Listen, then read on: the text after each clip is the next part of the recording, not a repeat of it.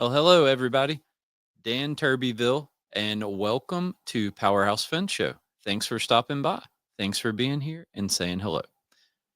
This week, we're going to talk about the cash flow cycle when we're working with general contractors. We're going to talk about when are we ever going to get paid? Are there some things we can do to get paid quickly as possible? Because ultimately, that's our goal whenever we do jobs is to get paid, right? And we're just going to have some real talk. I got a few stories for you, some examples, things like that. As always, the show is, well, actually, it's going to change a little bit this time.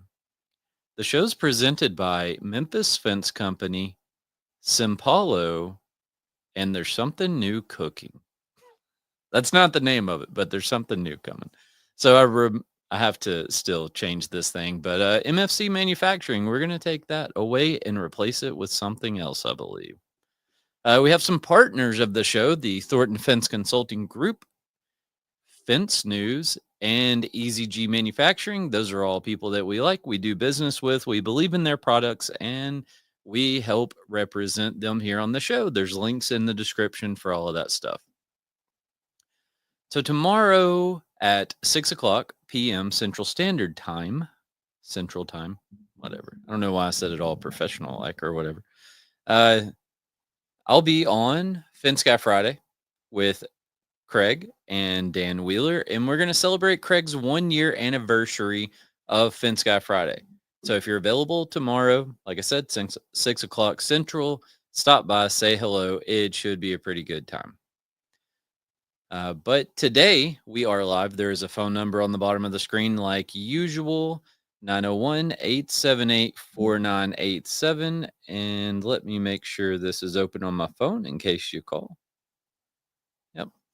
All right. Well, as always, I appreciate you all being here. Thanks everybody that listens to this show. It's a lot of work doing it, but it's a lot of fun whenever you get to encounter people who have benefited from listening to the show, and that's what I do it for, is to try to share my experience, and hopefully other people don't make the same mistakes that I have or that we have. So we do have our Make-A-Wish fundraiser link still in the description as well. So if you want to click on that, you can. Although, there was that flood that happened in Texas is pretty messy. So there's another option, right? So the Make-A-Wish stuff is there. If you're looking for something else, there are ways that you can support the recovery efforts and stuff that are going on in Texas right now. So that's a good choice too. But anyway, let's get into the show. So today I called the show Cash Flow and Tears Flow, because sometimes when cash flow isn't great, it makes the tears flow. So we've been through a lot of things that have kind of led us to this point. Last time we talked about the kind of initial steps right after you sell a job, right? So you get a contract, you get your certificate of insurance, you review the contract, you work on submittals, you do all of that kind of stuff. So there was a episode 15 this year. So season 3, episode 15, it was called Job Numbers and Purchase Orders. So that's kind of like, organizing your job numbers, your purchase orders, things like that are going on, making sure they're all tied into the right place. Ilaria, not that seems very Italian, the little hand thing there. So, but hey, thanks for checking on me. And then if we go even further back, we've learned how to understand our numbers. So we know our overhead, which plays into our margin, but also it plays into our burn rate. So how much cash are we burning a day, a week, a month, whatever you want to put there in overhead, right? How much is going out the door no matter what we do? And that's important in this conversation, because if you're in a scenario where you sell a job and you're only going to do one job that goes through this cash flow cycle that we're about to talk about, then you need to understand that burn rate. So we've learned our margins. We've reviewed the plans and specs. We got all of that info sorted out. We have a really good understanding of the job. We bid the job. We got a contract, right? And again, we reviewed the contract. Went through all the contract documentation, everything like that. We assigned some job numbers. We assigned some purchase order numbers whenever we bought our material. We received the material, and today's story is going to kind of start here. Okay, so the first thing I want to talk about is billing for stored materials. It's a necessity a lot of times, depending on the job that you're doing, right? It can definitely be a necessity. It's pretty common, right? If you call a general contractor that you're working for and you're like, hey, I need to bill for stored materials, they're not going to ask you what you're talking about. They're going to know what it is. I mean, I would say there's probably 98% of the time, right? They're going to understand what you're talking about. But it like I said, it's a common thing. So don't be afraid to ask for it. And so what's become more common now though, and kind of like the downside of this billing for stored materials, or I don't know that it's really the downside, right? But maybe a little complication along the way is that we have to now provide proof that we've paid for the material. I don't know when this changed, but I remember it didn't used to be like this. And I can remember whenever we went through the first job and we submitted a bill for stored materials and they said, "Oh, well, that's great. Give me proof that you paid for it." And I was kind of like, "What?" It was something new. And I can remember that experience. So it hasn't always been like that, but it is like that now. But it's pretty common now, right? I'm not going to say it happens on every job everywhere, but it's pretty typical in the stuff that we see. The suppliers that we bought material from, they're gonna have to sign the lien waivers before the general contractor is gonna release money. Pause. Isaac, thanks for stopping by. Good to see you. So yeah, our suppliers are gonna have to sign the lien waivers and things like that that say, "Hey, we've been paid on this job," and you'll normally have to put their invoice numbers, the amount of the payment, that kind of stuff on the lien waiver. So I will tell you, this whole "I'm not gonna break down my numbers" kind of thing, you're not gonna play in the world with general contractors and not be in scenarios where you have to give them parts of what go into a job. Uh, in fact, I didn't plan on telling this story, but I will. So the other day, we've been going back and forth with this owner's representative type person for a while. And we've bid this job and we've bid this job and we've bid this job. And so he asked the other day, he says, "Hey, can you tell me the material, the tax, and the labor?" And I mean, I just went to my spreadsheet and I took the numbers exactly as they were in my spreadsheet and gave them to him. I mean, down to the penny, right? I don't care. What are you going to do? And so I sent it to him I had 3 or 4 different line items on my proposal, and I did it for every one of them. And so it had been a week or so, and he sends me an email and he says, "Hey, these these numbers you gave me, they don't add up to the total." And I said, "Well, no, they don't, because you asked for material, tax, and labor, and that's not everything that goes into the price of a job." I said, "We have things like margin that go on there. We're not just doing this out of the kindness of our heart. So we might want to make a little bit of profit every now and then. There's other stuff in it." And so kind of where I went, just maybe a touch smart aleck. I don't know.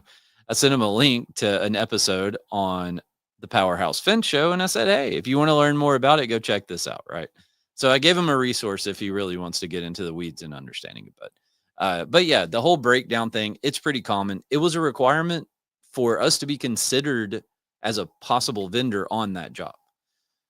So we also, when we bill for stored material, we have to provide insurance coverage to the general contractor that is, my insurance company calls property of others. They call it property of others because once the general contractor or the owner, whoever, well, the owner is going to pay for it before the GC pays you. But so the owner pays the general contractor pays you. That material becomes the property of the owner. And so you have to have insurance coverage that's going to cover someone else's property being stored in your care. And that's what that is. So there are some scenarios where you might get a deposit on a job. I would not count on that happening unless I made arrangements with a general contractor early on. And I'm talking like before you ever sign a contract. If I was in a scenario, which I'll talk about the thing that I do sometimes here in a minute, but I would put it on the proposal when I send it in, and I would let them know straight out of the gate, like, "Hey, I'm going to need a deposit," and I've done that before. So some of the scenarios where you might get a deposit is like if you're saving them a bunch of money, right? And I did an episode, man, I wouldn't even know what it's called, but it's been a while ago. I saw some people arguing on social media about this whole thing, and I said, well, you know what? I think I know, but I'm going to do some research. And so I called a handful of project managers and estimators and things like that that I have some relationship with, and I just asked them. And this is where these scenarios come from, right? Is like the number one thing they told me is if there's a significant cost savings, then that would be a time for them to give you money up front. So for whatever reason, you came in and you beat all the competition by 25%, then and you need a deposit, well, they'd probably do it just to save that money, right? But then if you have a really good relationship with them and you do a lot of work together and you get in some spot where you need a deposit, that's another time where relationships are really important, right? And I mean, it's going to make you comfortable enough to pick up the phone and have that call, but it's also going to increase your odds of getting a deposit from them if you have a good relationship. Again, I wouldn't count on it happening unless you've made some arrangements. And that's before you sign the contract and before you go and do any of this stuff, right? You've made these arrangements and you know it's going to happen. So that's how you can count on it. Don't drop that crap on them in the last minute, right? Don't go in there and be like, "Hey, I've got my contract, I've got everything else done, we're ready to order material, but I need a deposit." Like, don't do that. If you need it, just talk to them early. Um, so the other thing is a joint check agreement. Now, this is a thing where you can go in kind of not really in like a partnership with your supplier, but in kind of like a little bit of a partnership relationship with your supplier, and the general contractor can sign an agreement to a supplier and say, "Hey, we're going to pay you," and the check will be written out to the fence company and the supplier, and then the fence company basically just endorses it and passes it along, right? So that something along those lines is how a joint check agreement works. So I've bid some big jobs, and again, I'll put that on the proposal, right? Like, hey, if you hire us, we're gonna have to either have money up front for material or a joint check agreement. And I normally do the joint check agreement deal, and try to go about it that way. So there's another scenario where you might get a deposit that I kind of skipped over, right? And it's if there's some kind of weird special order material. There are some scenarios where that can happen too, and it's a maybe a big lead time kind of thing, and you have to pay up front. We're ordering material right now for a job. We got to pay up front. I've got material sitting over here across the street that we had to order. We had to pay 100% up front. That one made me super nervous because there was like four different business names that I saw when I was going through the process of ordering and paying and everything. And I said, man, I really hope I actually get something. Which it worked out. We have the stuff. It's sitting here. So but I did pay with a credit card, right? So, I mean, worst case scenario, I could go through that process to try to get the money back from the credit card and everything. Kind of got a little bit ahead of myself here. Let me back up some, right? So, I want to talk about the steps that you go through when you bill to a general contractor. Kind of the paperwork you have to do, dotting I's, crossing T's, that type of stuff. And so, the first thing that you're going to have to do is you're going to have to prepare a schedule of values, which again, remember that breakdown piece of it, right? So typically what I want to do on a schedule of values is I want to itemize the my scope of work, right? So I want to break down if I have 6 foot tall fence and 8 foot tall fence and 20 foot gates, removal, whatever that is, maybe mobilization. But I want to break all that stuff down. And the reason I say maybe mobilization is because like if the job is somewhere here local, we don't really mobilize, right? Like we load the truck up for the day and we drive to the job site, but we don't really have mobilization on it. You know, Some people might let you get away with it, some people won't. The submittals, again, this is something that you might get away with, but you might not. You might be able to bill them $800 or $1,500 or, something like that for your submittals. Um, but if you can come up with some little stuff like that and kind of front load your job a little bit, then it will give you a little bit of money that'll go towards financing the job. So it's going to kind of help cover a little bit of the cost or maybe subsidize some of the cost, but it's not going to be, you're not going to get $50,000 on the front end of a job. Um, More than likely, unless it's one of these scenarios we talked about with the material, right? So I've got my schedule of values done, and I'll put, even if I want to bill for stored material, I'll break down that 6 foot fence, and I'll say 6 foot fence material, 6 foot fence installation, 8 foot fence material, 8 foot fence installation, and I go ahead and put it all on my schedule of values. And then when I do bill for stored materials, it's already itemized on there. They know what to expect, right? So again, I try to let people know what to expect as early as I can. I don't like giving people surprises, and neither should you. Uh, well, like that, right? So, anyway, we can, play around and maybe front load the job a little bit. But the whole thing is you got to be able to afford these jobs. And so, this is why, if you've listened to the show, you've heard me say to be realistic about what you can bid. Don't go out there and bid some giant job that you can't afford to do just because you get excited about it and it's so cool. It's a big job, whatever. I mean, you got to have some discipline and you got to have patience, right? And it's not that I'm not trying to say you can never get there. You absolutely can get there because everyone who's ever done a big job started from nothing at some point, right? So, 100%, everybody can get there. Just be patient and be realistic about what you can bid. You don't want to get yourself in a bond, right? You don't want to have to go out and find some crazy folks who are going to give you a loan and take 15% a month interest on a big loan. And you don't want to be in that spot. I met with one of these guys one time, man, probably 2014. I sold a job that I probably had no business selling, to be honest with you. It's 2014, 15, right? So I bought the fence company in 2013. I had a little bit of money that my grandfather left me. The company was not in very good shape, and we were trying to rebuild. And I did this thing I'm talking about. I got excited. I saw this job and I said, "Oh man, I'm going to go bid this job and I'm going to win it." And we did. And then I said, "Oh crap, how are we going to afford to pay for any of this?" And we managed to get through it without getting any of these crazy loans or anything. But I did go meet with the guy, and it was something along the lines of like 15 or 20% a month interest. And it would only be for a few months, right? I was looking for a loan for the material, not to finance the whole project or anything. And the guy says something along the lines of like, "Hey, if you ever go into a job, then we can kind of work together on it and do some stuff like that on the front end." And I was like, "Ah." And like I said, fortunately, I didn't have to go down that path, but it was a shock when I heard the interest rates, right? Which he was not a bank, I'll say. It wasn't like a loan shark, right? He wasn't the guy in the basement of the bar. Like, he was a legit business guy, and this was just one of the things that he did was kind of unsecure high risk loans. But it can be crazy. Mark Cobb says, "Hey Dan, thanks for stopping by. I appreciate it. Good to see you." So just be realistic and be patient. And we all fall into that hole sometimes. But so we have to prepare billing documents.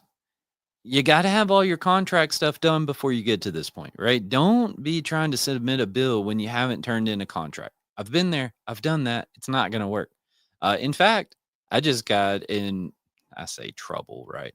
I just got in trouble the other day because somebody submitted a bill for a job that I had not signed a change order on. And they replied promptly and said, "Oh, well, you can't bill this because we sent Dan the change order and he hasn't signed it." And I said, "Well, whoops." It wasn't, it was pretty fresh, right? So I didn't have to scroll down too far in the inbox to find the change order. But indeed, we did bill it before I signed it. And they said, "Nah, not happening." But yeah, you got to have all your contract stuff, right? You got to have your certificate of insurance done. You got to have all that stuff turned in. If you haven't, you're probably not going to get paid. Um, so I like to think I'm going to kind of tie this back to the schedule values, right? So I'm preparing my billing documents, and there's a big range of forms, right? So AIA used to be kind of like the most common one that we saw, and we still see it some. But nowadays, general contractors more or less have their own forms that a lot of them use. Some of them will use like some online billing stuff, and a lot of that online billing stuff you have to pay for, right? So it might be like 1% of the job or 1.5% of the job or something like that. But if you're operating on a 5% profit margin, 1 or 1.5% of the job can be a pretty big surprise, right? So just another thing you need to know when you go into it. But when you're filling out these forms and you're submitting bills and you got to give them what you're billing for. Okay. Normally is done by way of a schedule of values, which again is an itemized list with the cost on everything that you're billing. So I like to think about it whenever I'm preparing the schedule of values. I like to realize one of these days I'm going to have to give them a bill based on this schedule of values, and I'm going to have to itemize the things that are included in that bill. So I'm going to go ahead and just take a little bit of extra time when I do my schedule of values on the front end, and I'm going to make sure that it makes sense and it works for whenever I go to bill. I don't want to get caught in a really complicated situation. And I promise you, that is a thing that took me so long to figure out, way longer than it should have. Right. I now we have a pretty good system now, but there was a lot of times where it was like, gosh, this is so dumb.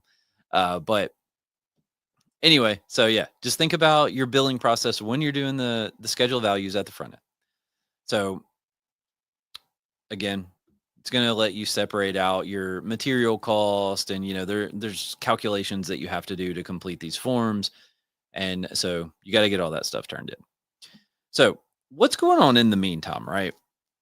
What have we been doing in the time after we received material? We've been going through getting all these billing forms done and getting everything submitted. You know what's happening is we've been installing the job, hypothetically. Hold on one moment.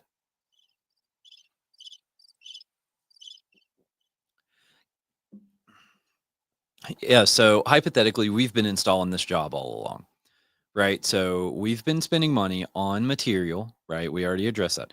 We've been spending money on payroll, on fuel, on hotels, on per diem, on everything else. We've been just shelling out money. We've been making it rain everywhere. And so we're out of pocket all of that cost of goods sold. Okay. And you do get it back, but it just takes a little bit of time. And well, it takes some time, I'll say.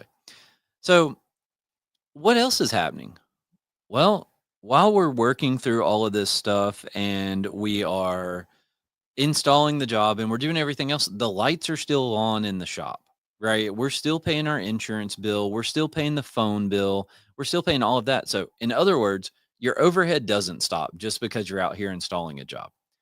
Right. And so when you think about bidding jobs, going back to the burn rate that I talked about earlier, is you got to understand what that burn rate is and take that into account. If you're going to bid a big job that you got to put a bunch of people on, and maybe that's the only job you're working on, you don't have any quick turnaround cash flow stuff coming on or coming in, then you got to be able to afford doing it because your overhead doesn't stop, right? Your payroll doesn't stop.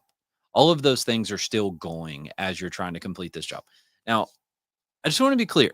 I don't talk about this stuff, and my intention is never to scare anybody away from doing jobs. Okay? I want the opposite.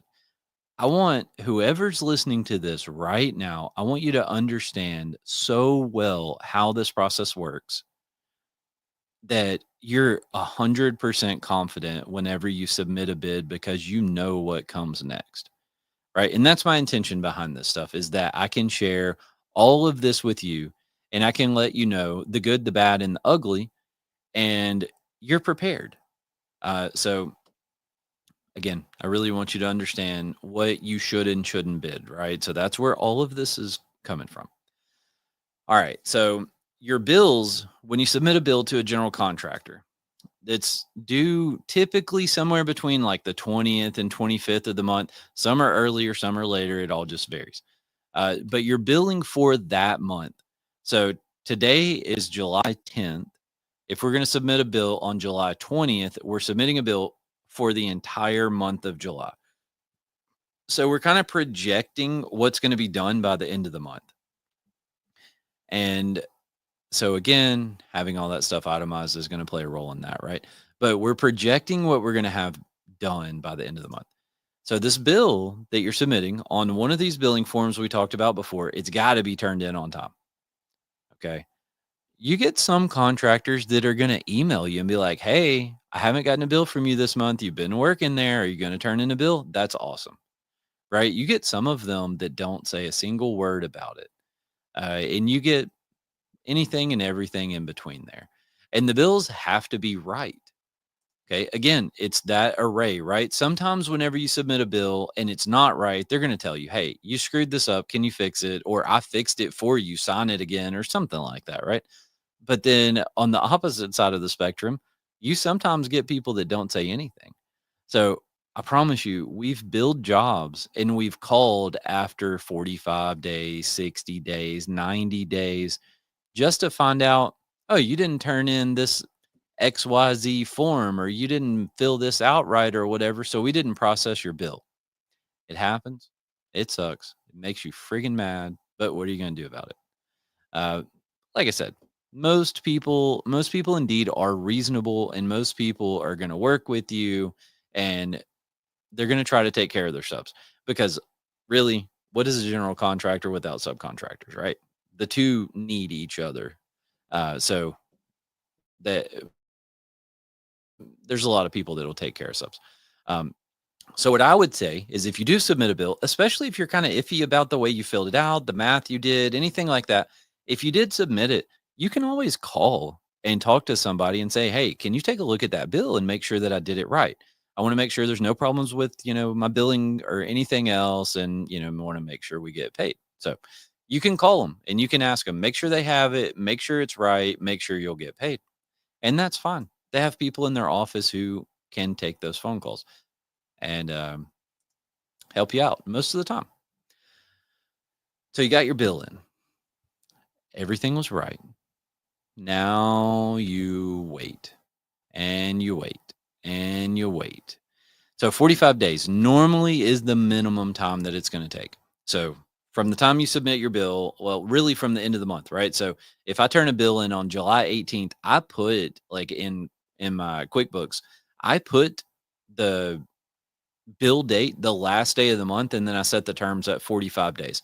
So that way I kind of have that window of when we should expect to be paid because that's pretty normal. So we're waiting, right? 45 days is normally kind of like the quickest.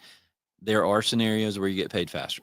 Okay? There are situations where you can do accelerated payments and different things like that, and it'll cost you 2 or 2.5% or whatever.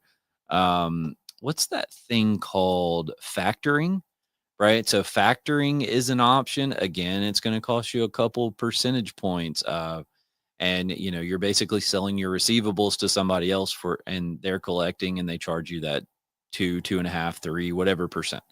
uh, just if you do explore that world, make sure you understand, do you have to bill everything through the factoring company, or can you pick and choose what you want to bill through them? Because I've heard situations where it happened both ways. So just make sure you know what you're getting into. Um, all right.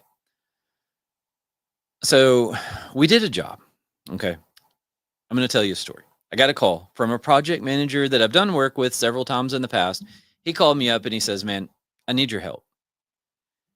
And he said, "I want you to do something. It's not fence, right? But it was something we are capable of doing." And he said, "I had somebody lined up that was supposed to do it. I can't get him here. We're trying to finish this job. We've got 2 weeks or whatever to have this done. I really need your help." And so we talked about prices, went through that whole thing. They issued some paperwork that we used to start, and we went out and did it. And I mean, I think on this thing, we sent like 14 people out there on a Saturday and just went and killed this thing. Right? We just knocked it out for them. This was in December, and as of today, we have yet to be paid for that. right? We submitted the bill properly. The documentation was done properly. And we jumped in there. We helped them out when they called and said they needed help. The owner hasn't paid the general contractor, and the general contractor has not paid us. It sucks. And it makes it even worse that they called, "Oh, man, I need your help. Help me out. I'm in a bind," all of this stuff. And we went out there and we, quote, "saved the day" for them, and we can't get paid. It sucks. It happens. All right, so let's go through a little hypothetical scenario here, okay? So you receive material on January 15th, let's say. You have 30-day terms with your supplier, so you have 30 days to pay the bill, right? So you pay for the material on February 15th. And let's say, it's this typical scenario, right? You get the material because you're told to have it and then you sit and wait. And so now we start installing the job February 20th. Okay, so we get to bill February 28th. Now remember, we have to provide evidence that we've paid for the material before we can bill for stored material. So that's included on our February 28th bill. But have we done anything that's worthy of billing outside of that stored material? Right? We've only been on the job site a few days. Maybe we have, maybe we haven't. So, there might be a little bit of something extra on there. But we submit that bill on February 28th. We keep installing, right? We keep paying payroll. We keep the lights on. We keep doing all of this. Our burn rate is continuing. Our overhead is continuing. Our cost of goods sold is continuing. And if everything goes right, we get paid on April 15th. Okay, so we started installing February 20th. We get paid April 15th. That's almost 2 months that we've been installing material. I mean, installing fence. We paid for the material. It's been almost 2 months since we paid for the material before we ever get that check. And that check, again, is going to be for stored material plus a little bit. Now, at that point, moving forward, say it's a 6 month project. Now, every single month we're turning in a bill, right? So we did our first bill February 28th. Then we'll do our next bill March 31st. January, February, March. I had to count my knuckles, right? So at that point, you're billing every month and you're getting paid every month, right? So once you get over that kind of front end hump of waiting that 45 days or 60 days for to get paid, now it should become kind of a cycle. So every 30 days you're getting paid. Now you're still a couple months behind, right? So the payroll you paid 2 months ago, you're now getting reimbursed for, but it does become a cycle and you start putting some money back in the bank. So it eventually catches up, right? But yeah, we went out, we installed for 2 months, we paid for material 2 months ago, and we finally get to start getting some money back. So if things go bad, you get paid later. If things go really, really bad, you get paid way later, right? Remember, we did this job that was an emergency deal in December, and it is July, and we haven't been paid for it yet.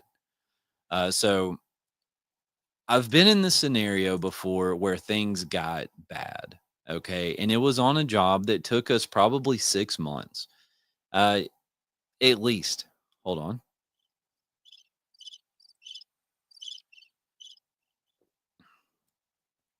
So it was at least a 6 month long project. And things went sideways with getting paid. Right, there was a big mess. They fired another subcontractor, another fence company, off the job. We came in and we had to like basically pick up where they left off, and then we had to go back and do a bunch of kind of punch list stuff and clean up a bunch of things they had done not quite right from the beginning, and just clean up the whole job. Right, so it was a messy situation for the contractor, for the owner, for everybody involved.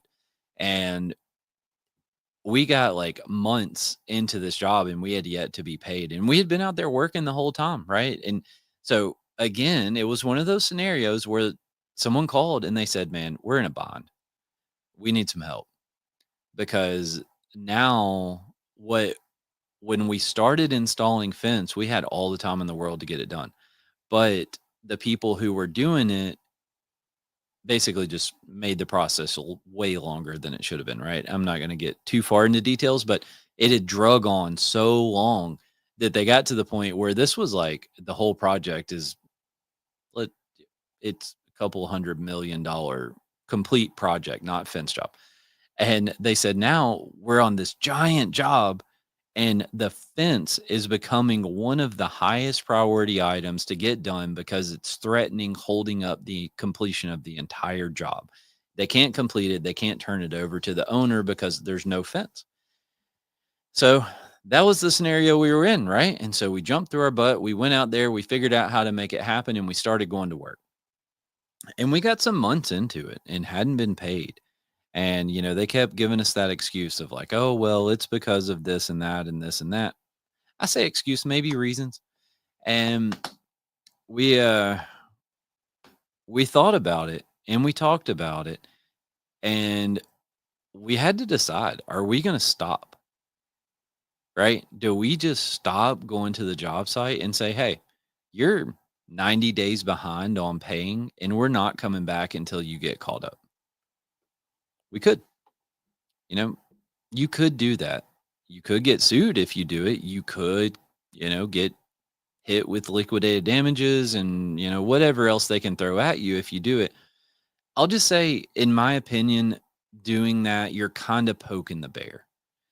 And I try to avoid that. I knew that we would eventually get paid, right? I knew the contractor, I knew the owner, I knew we're eventually going to get paid. They're good for it.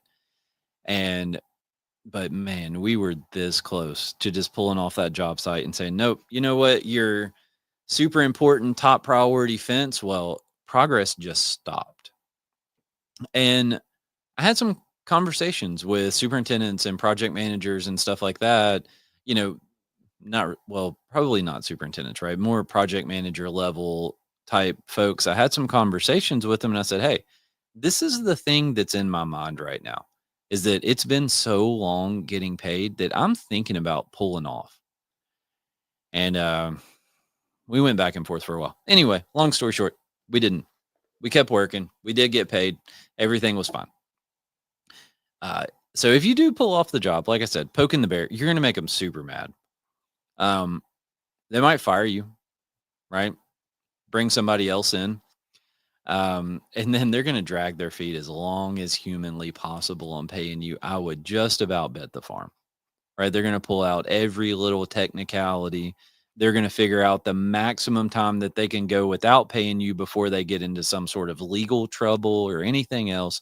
And that's probably what they're going to do. Um, so you got to be careful out there because crazy scenarios happen, crazy situations happen. And it's not really like it's anybody not doing their job. It's not really, sometimes it probably is. But both of the stories I just told you, right?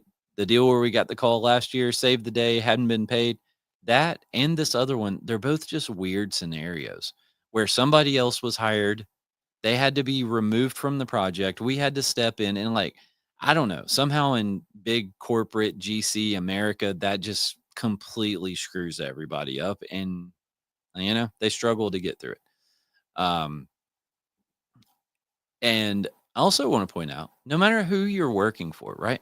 Whether you're working for a general contractor or working for Miss Betty down the road, you can get screwed out of money no matter who you're working for. Right. The general contractor world is not the only place people don't get paid. Uh, and we do eventually get paid. I'm trying to think. I don't know a scenario off the top of my head where we've ever done a job for a general contractor and never gotten paid.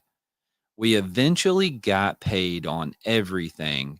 And this one that we did in December, right? We'll eventually get paid. And that's not the point. The point of this whole conversation is not that you're not going to get paid. The point of the conversation is, can you afford to not get paid for 6 months or for 8 months or for whatever that length of time is? And what are you going to do if you get in that scenario? That's the point of this. And again, be careful what you bid. Just be smart about what you're sending prices on and what you're signing contracts on. So we Speaking of people getting mad and firing you and blacklisting you, right? So we did a job for a GC, did the job, build the job, everything we're supposed to do. And I mean, we're like everybody else, right? I mean, we get in situations where the GC's mad at us because it's not done fast enough. And I mean, you know, that happens. We run into it. I'm sure some of you out there listening run into it. But it happens sometimes. I'm not trying to say it happened on this job I'm telling the story of. I'm just telling y'all I'm not trying to be perfect. Well, I mean, I try to be as good as I can, but I'm not trying to present myself as being perfect. So we did the job, build the job, everything went fine. Bill got past due, and we wait, and we wait, and we wait, and then start calling, start emailing, right? Project managers, the I don't know, billing folks, admin folks, the AP department, like whoever in the office would be the one that got the bill and would pay it. So, I mean, we're calling, we're emailing, we're doing all this stuff, and we would never get a response from them at all. I mean, they were just complete radio silent. So finally went online, and this job happened to be for a local municipality. And through their website, some kind of way, we were able to find some contact information for the project manager for the municipality. So, kind of like the owner, so to speak. Yeah, I mean, I don't know why I said whatever. The owner. So we called the owner and we said, hey, we've been fighting with this for months and we haven't been able to get paid. They're just completely non-responsive to us now. Nobody will even talk to us and tell us what's going on. Have you paid for the fence? And they say, oh yeah, yeah, man, we paid for that months ago. And I said, oh really? That's awesome. And I was like, we've yet to get paid, right? They still owe us X amount of dollars from installing the fence. We haven't seen anything, can't get them, da da da da da. Okay. That same day, the guy that owned the general contractor company calls me. And I will never forget this as long as I'm alive. This guy called me and he was livid. I mean, he had spit flying. He was throwing his cup across the room. His vision was blurred, that like tunnel vision. I mean, this dude was pissed. And he went off on me for about 10 minutes. And then at the end of the phone call, he gave me a credit card number to pay for the bill. And I said, thanks. Why didn't you just do that before? Right? I mean, why didn't any conversation happen leading up to this point? I don't understand. So communication would have been huge, right? But nobody communicated. And I'll tell you, to this day, we've never worked for them again. I don't even think they invite us to bid on projects or anything. We've never sold them another job. And you know what? If they don't pay for the jobs, I don't really want to work for them anyway. I was to the point where I'm like, what am I going to do? Ruin a relationship that's garbage anyways? Right? They won't communicate with us. They won't tell us what's going on. They won't pay us. Like I'm not sweating any of that. So, anyway, we finally got paid. I mean, I had to eat a credit card fee, but you know what? I was okay with that because we got the credit card number. It went through. Everything was fine. We lost a little money on the credit card fee, but hey, we got paid and we didn't have to wait anymore. So it was there are those crazy scenarios, right? But there's also those scenarios where you go, "Oh wow, the check's already here." You turn in a bill and you think, "Man, they're going to not just be like, "Okay." I mean, maybe you think you're going to have to do some explaining or whatever, and like you submit the bill and you never like they just say, "Okay." And then, you get your check 2 weeks earlier than you thought, or you get your check 3 weeks earlier than you thought. And like all of that stuff is super cool, right? And then when you start billing these jobs and man, you're turning in these big bills because it's a monthly bill and you've had guys out there, you've had people out there working the whole time, then man, you start getting these checks going. And I mean, it's cool, right? There is that exciting factor of it when you get on these jobs.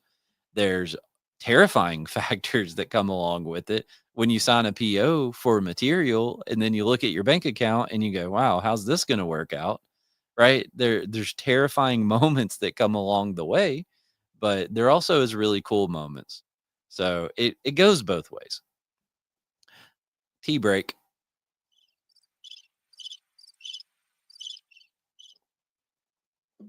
Sorry, just when you talk a lot, you just got to have a little tea to go with it. So let's talk about retainage. So retainage is when you get paid, your check is going to be 5, 10. I've heard tell of 12 and 15% less than what you build them. From what I've seen, typically state laws determine what that amount can be and how much they're going to withhold, right? How much retainage they're going to hold. Sometimes you get in on jobs where they can't hold retainage, right? And so it's not called retainage, but they're going to make you put 10 or 15% of that job in some other line item like closeout or warranty or punch list or some kind of crap like that that you can't bill until the end of the job anyway. So technically there's not retainage, but they put retainage on it. So there's normally something held out till the end. So if you send a bill for 100 grand, you're going to get 85, 90, 95,000 when the check comes in the mail. Your profit, like your net income bottom line profit, is probably somewhere in that 5 to 15% range, I would guess. So that's basically what they're holding, right? Is your profit until the job's done. So you're getting reimbursed for everything you put into it. All your material, labor, your lights being on, your insurance, your website, all of that stuff is coming back to you, but you're not really making anything until you get that retainage a lot of times. So it will be paid at some point, right? Like I said, most of the stuff, it all gets paid at some point. I said most. Again, I can't think of a time where we didn't get paid, but it's maybe happened. I mean, this company's been here longer than I've been alive, so I definitely don't know all the stories, right? But for retainage to be released, the whole project's got to be closed out. So everybody's got to finish everything, and the owner has to accept everything, and all of this stuff, which this process can drag out for months. Right? You might call the project manager and be like, "Hey, man, I haven't got retainage." And he's like, "Oh, yeah, well, that's because that electrician still hadn't fixed that pipe that's in the basement." I'm like, "What's that got to do with me?" Right? I never even knew there was a basement. Like, we pay me. But yeah, it drags out a long time. So just again, something to know about, right? So the last thing that I'll talk about is chargeback or a back charge. So you dig up an irrigation line, there's your back charge. You pay for it. Depending on who you're working for, depending on how they operate, depending on what they think, all of that stuff, those are all the factors that go into this, right? Uh, we've ran over conduit that was stubbed up out of the ground before with a skid steer and broke it off, and we got back charged for it. And I said, well, yeah, we deserve that. I mean, this conduit was sticking a foot or 18 inches out of the ground. It's not hard to miss, okay? Or it is hard to miss whenever you're walking around working in that area, and we ran it over, we broke it, we paid for it. And when I say we paid for it, like they don't ask you for a check or a credit card number to pay for it, right? They just take it out of whatever bill they send you. So you submit your schedule of values, you submit your billing documents, all of that stuff. They send you a check and it'll say negative something, something, something for breaking conduit, and they basically just bill you whatever the sub who had to fix it billed them, and life goes on. That's a part of it. So we were doing an athletic field to a few years ago, and this athletic field. Hold on, before I get into that. So I just got a text from. I got a text from Robert Whitaker, I think. Let me see. Hold on, bear with me. I'm sorry. I'm trying to get there. Yeah, Robert Whitaker. Um, so I always forget to talk about this, but we do have monthly YFP meetings, Young Fence Professionals. Now, don't be confused by the name. Okay. Young doesn't just mean people who are young in age. It's open to everyone, right? Anybody who wants to be there. It's focused on like a entryway into networking. So if you're young into the fence industry, young into networking, young into the AFA, or young into any of that, right? Like if you're new at any of it, YFP is a place to start. And it, like I said, we have monthly meetings. We do big group stuff. We have breakout stuff. I mean, it's a good way to kind of get in there and start meeting people. You can get some contact information and you can make connections in there. So always forget to talk about it during the show. But anyway, so we were doing a job on an athletic field, and we go out, we walk the job site. I was there, so I know 100% for sure what happened.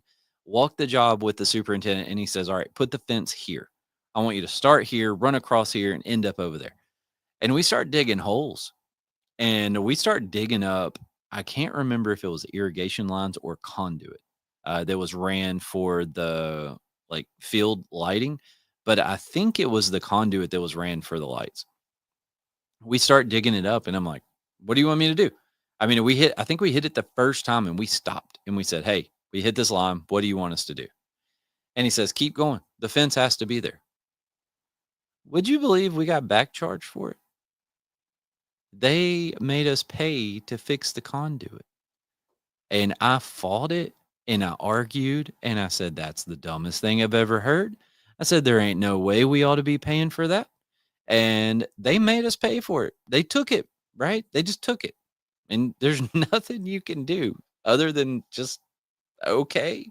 I mean, you could sue them if you want, right? But then you're in that same boat. You got to make those choices. Is it worth killing that relationship and not getting any future business out of that contractor? Maybe it is, depends on the amount. But yeah, we paid for it and there wasn't nothing we can do. So things happen out there and we get mad about it. And we've done business with this contractor since, and we are a for-profit organization. So we have made money off of doing jobs with this contractor since then, which means that it all works out eventually, right? Some of that stuff, you fight it and you argue and you tell them it's nonsense, but there's a line that I try not to cross with them, right? I don't want to cross that line to where this person puts me in their little black book of people to not ever call again. I still want to be me. I still want to be professional and I still want to be the person that they think of when they got to pick up the phone and call the fence guy. So, there's your little tidbit, but yeah, so good luck out there. If anyone has any questions about any of this stuff at any point, the phone number scrolls on the bottom of this thing every single week, and I say it every single week, 901-878-4987. That is the Simpalo phone number. If you go to Simpalo's website, you can find it on there, probably on social medias and things like that as well. So if you don't write it down while I'm talking, you can find it later. And feel free to reach out to me if you got any questions or if you just want to call and tell me how dumb I am, whatever works. But yeah, good luck. Know what you're getting into and try to keep yourself out of trouble. Just like I said, be patient, be smart about what you're doing, and go out there and get it done. Keep pushing, keep growing, keep doing more and more. And next thing you know, you won't have to sweat about buying material for some of these jobs and stuff like that, right? So just stay after it. And we'll see you next time. Oh, don't forget, Friday, 7 o'clock. Fence Guy Friday. It's going to be a good time. Stop by, check it out. 7 Eastern, 6 Central. We'll see you there. Thanks.